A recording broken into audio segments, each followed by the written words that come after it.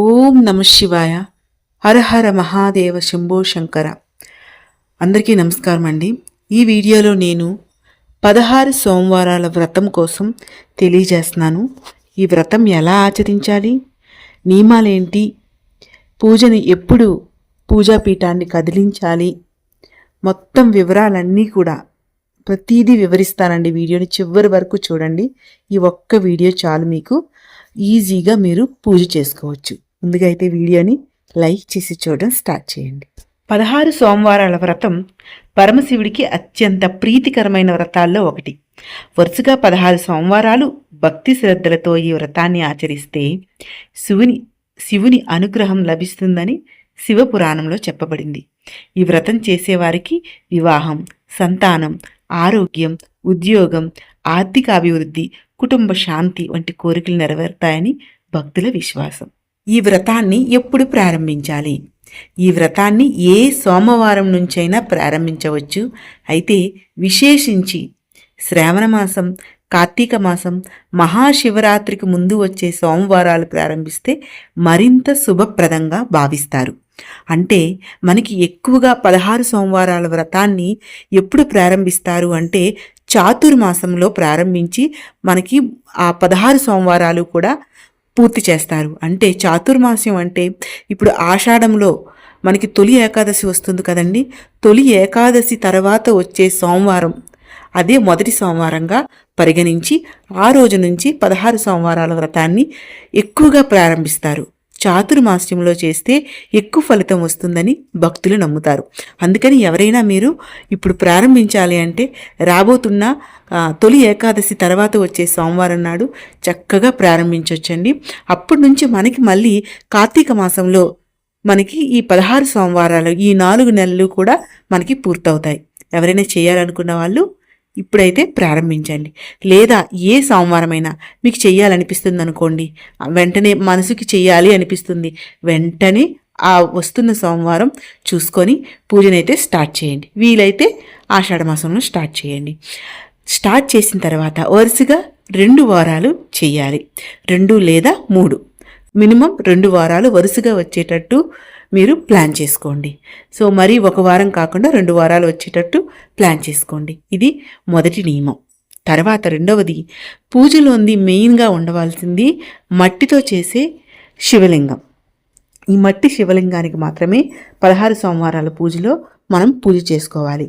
ప్రతి సోమవారం కూడా ఒక్కొక్క శివలింగం అంటే 16 శివలింగాలు అవుతాయి. మట్టితో మాత్రమే చేసుకోవాలి.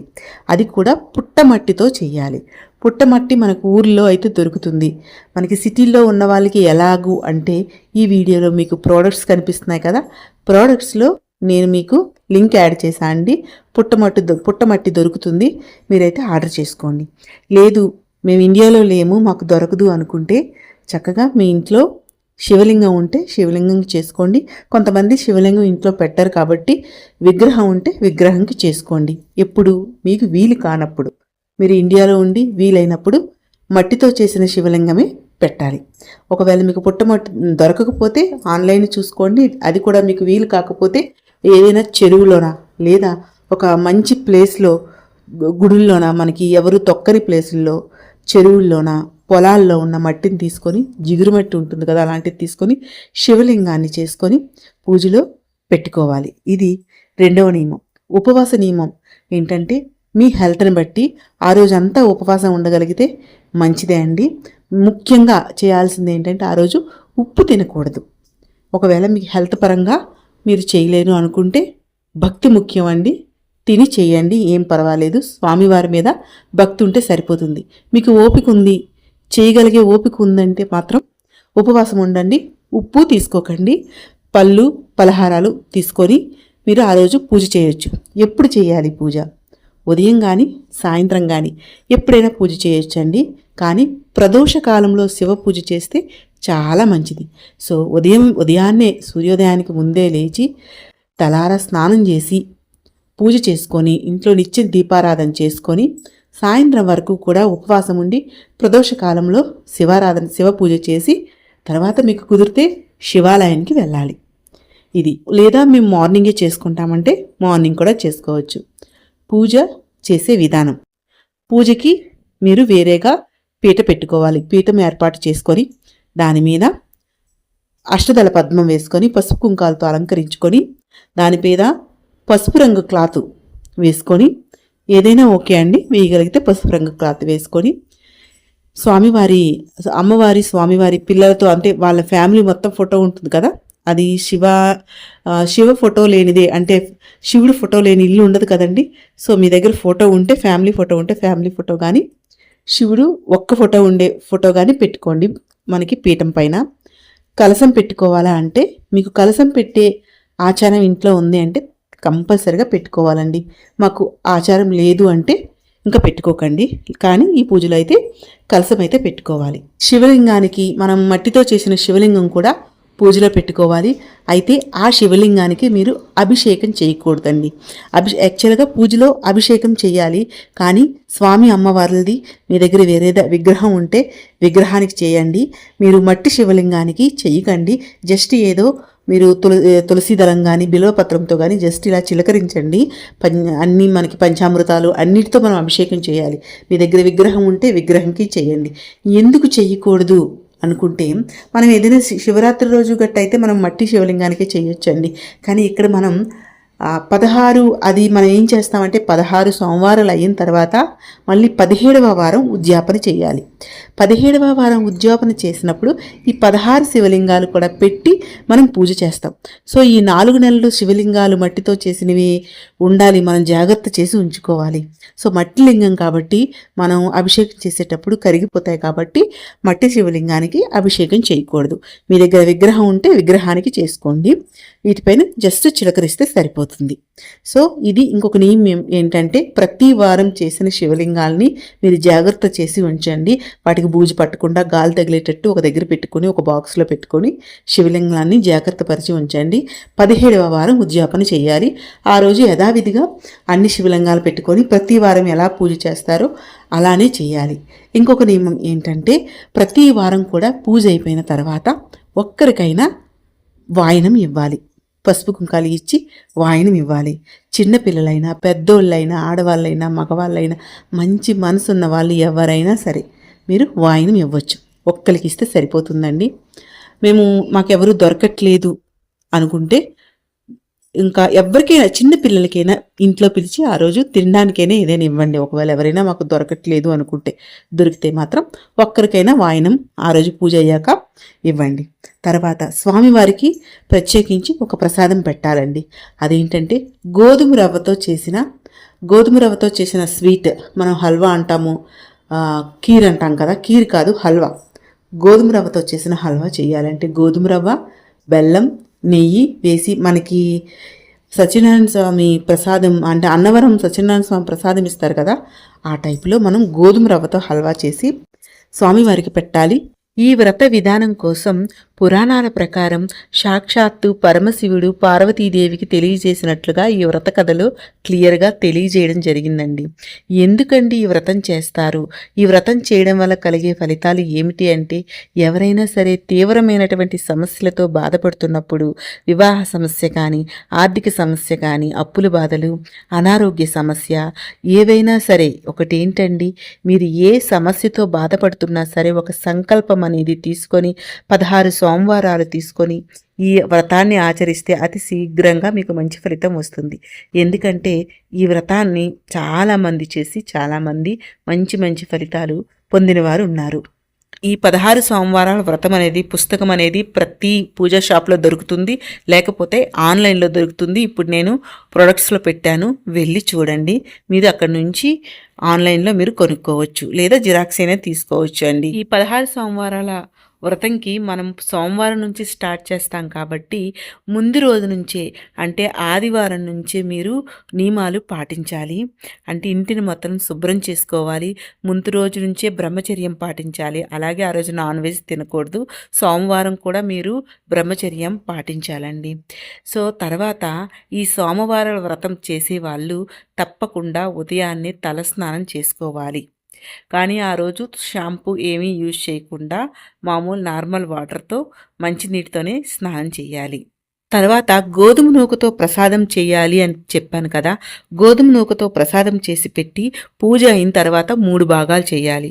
ఒక భాగాన్ని ఇంటికి మనం వాయనంకి పిలుస్తాం కదండి, వాళ్ళకి ఒక భాగం ఇవ్వాలి.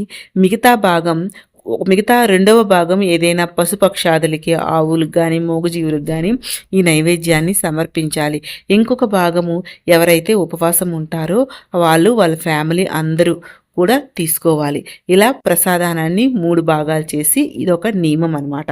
ఖచ్చితంగా పాటించాలి, ఇలా చేయాలి. ఇలా పూజ అయిపోయిన తర్వాత మీరు ఉపవాసం ఉండలేని వారు ఈ ఈ ప్రసాదం ఉంది కదా, కొంచెం ఎక్కువగానే చేసుకొని మీ వాటాలు ఉంది మీరు ఎక్కువగా ఆ ప్రసాదమే తిని ఉండిపోవచ్చండి. లేదా హెల్త్ ఇష్యూస్ ఉన్న వాళ్ళు ఆ రోజు నైటు భోజనం ఏదైనా ఉప్పు లేనిది తీసుకోవచ్చండి. పూజలో తప్పనిసరిగా చేయవలసింది బిల్వపత్రాలతో స్వామివారికి అర్చన చేయాలి. శివ పంచాక్షరి మంత్రం చదువుకుంటూ బిల్వపత్రాలతో అర్చన చేసిన చాలా మంచిదండి. అలాగే శివునికి సంబంధించిన మంత్రాలన్నీ కూడా మీరు చెప్పుకోవాలి. ఇలా చెప్పుకున్న తర్వాత మీకు 16 సోమవారాల్లో 5 వ్రతకథలు ఉంటాయండి. 5 వ్రతకథలు కూడా చదువుకోవాలి.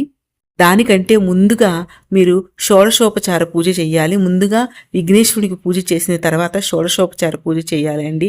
16 ఉపచారాలు ఉంటాయి కదా, అవి మీకు పూజా బుక్లో అన్నీ ఉంటాయండి. సో ఆచమనం అని, ఇప్పుడు మన ఇంటికి ఎవరైనా వస్తే ఏం చేస్తాము, వాళ్ళకి కాలు కడగడానికి నీళ్ళు ఇచ్చి తర్వాత కూర్చోబెడతాము, అవన్నీ చేస్తాం కదా. అలా 16 ఉపచారాలు దేవుడికి కూడా చేయాలి. అది మీకు పూజా పుస్తకంలో ఉంటుందండి, అవి చేయాలి.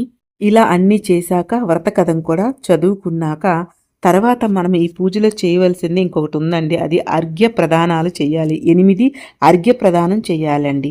ఏంటవి, ఎలా చేయాలి అంటే, మనం ఒక పళ్ళెంలో మనము చెయ్యి పెట్టుకొని దాంట్లో నీళ్లు పోస్తూ పళ్ళెంలోకి కిందకి వదలాలండి.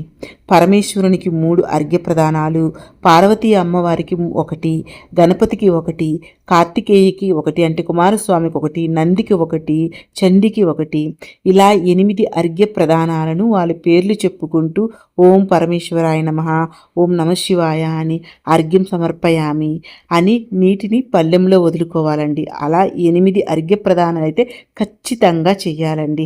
అర్ఘ్య ప్రదానం అయిన తర్వాత తప్పకుండా 16 సోమవారాలు వ్రత కథలను చదువుకోవాలి. అలా 5 కథలు ఉంటాయండి, చాలా పవర్ఫుల్ కథలండి.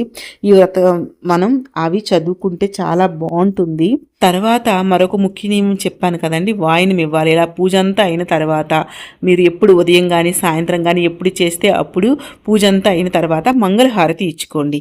మంగళహారతి అన్నీ అయిపోయాక ఎవరికో ఒకరికి వాయినం ఇవ్వండి. ఒకవేళ మాకు ప్రతి వారం ఇవ్వడం అవ్వదు అనుకునే వాళ్ళు ఒక బ్రాహ్మణునికైనా పిలిచి ఇచ్చినా సరిపోతుంది. లేదా టెంపుల్ దగ్గరికి వెళ్ళి బ్రాహ్మణునికి స్వయం పాకదానం ఇచ్చినా కూడా చేసుకోవచ్చండి. ఇలా కూడా చేసుకోవచ్చు. ఒకవేళ ఇవేవి కుదరలేదు అనుకున్న వాళ్ళు ఇంట్లోనే తులసీమాత ఉంటుంది కదా, తులసమ్మ ఉంటుంది కదండి, తులసమ్మ వారికైనా పుష్పాలు, అమ్మవారి దగ్గరే తాంబూలాన్ని సమర్పించవచ్చు. సో మీకు ఏ ఆప్షన్ లేదు అనుకున్నప్పుడు మాత్రమే తులసి అమ్మవారికి వాయనం సమర్పించుకోండి. ఇలా 16 సోమవారాల వ్రతం చేసుకోవాలి. 16 సోమవారాలు ఇలానే చేయాలి. 17వ సోమవారం 16 శివలింగాలను మీరు పూజలో పెట్టుకోవాలి. 17 సోమవారం పెట్టుకొని మళ్ళీ యథావిధిగా పూజ చేసుకొని ఈ శివలింగాలన్నింటినీ కూడా నిమజ్ఞం అని మీరు చేయాల్సి ఉంటుందండి. నిమజ్ఞం అంటే ఎలా చేయాలంటే, మొత్తం పూజ అంతా అయిన తర్వాత ఈ శివలింగాలను ఏదైనా ఒక బాక్స్లో పెట్టుకొని స్టోర్ చేసుకోండి, పూజ పట్టకుండా. అలా ఆ శివలింగాలన్నింటినీ తీసుకొని 17వ వారం పూజ అయిన తర్వాత మీరు పారే నదిలో, ఏదైనా పారే నీటిలో మీరు వాటిని కలుపుకోవాలి. మీకు అలా వీలు కాదు, మాకు దగ్గరలో నది ఏమీ లేదు అనుకుంటే ఇంట్లోనే ఒక కొత్త బకెట్ కానీ తీసుకొని దాంట్లో నిమజ్జనం చేసుకొని ఆ వాటర్ని పూల మొక్కలకి వేసుకోవచ్చు. తులసి కోటలో పెట్టి కూడా నిమజ్జనం చేసుకోవచ్చు. మీకు దగ్గరలో నది లేదు అనుకున్నప్పుడు. మీకు ఒకవేళ నది అందుబాటులో ఉంటే 17వ వారం అన్నీ తీసుకొని వెళ్ళి నిమజ్జనం చేయండి. అయితే పూజా పీఠాన్ని ఎప్పుడు కదిలించాలి, సోమవారం కదిలించాలా, మంగళవారం కదిలించాలా అని చాలామందికి డౌట్ ఉంటుంది. మనం చాలా పూజలు చేస్తాం, మంగళవారం వచ్చేటప్పుడు మనం పూజా పీఠాన్ని కదిపించాం. అందుకని మీరు ఏం చేస్తారంటే, సోమవారమే పూజ అంతా అయిన తర్వాత మీరు కొంచెం కలశాన్ని, స్వామివారి పటాన్ని, లింగాన్ని కొంచెం కదిలించేయండి. కదిలించేసిన తర్వాత సో మీరు మంగళవారం యథావిధిగా తీసేయవచ్చు అనమాట. పూజని మీరు అంటే ఆ రోజే కదిపించినట్టు అయిపోతుంది. నైట్ అవుతుంది కాబట్టి మనం ఆ రోజు పూజని పీఠాన్ని తీయని అవసరం లేదు, కానీ కదిపించేస్తే సరిపోతుందండి. చూశారు కదా, 16 సోమవారాల వ్రతాన్ని ఎలా చేయాలని ప్రతి విషయాన్ని తెలియజేశాను అనుకుంటున్నాను. నేను ఇంకేమైనా మర్చిపోయి ఉంటే మీరు కామెంట్ సెక్షన్లో కానీ అడిగారంటే నేను ఆన్సర్ చెప్తా అండి. సో వీడియో మీకు నచ్చినట్లయితే యూస్ఫుల్ అనుకుంటే వీడియోని లైక్ చేయండి. అందరూ కూడా 16 సోమవారాలు వ్రతం చేసి ఆ స్వామివారి దయ మీ అందరి మీద ఉండాలని మనస్ఫూర్తిగా కోరుకుంటున్నాను. ఓం నమ శివాయ. ప్లీజ్ అండి వీడియోని లైక్ చేయండి, నా ఛానల్ని సబ్స్క్రైబ్ చేసుకోండి.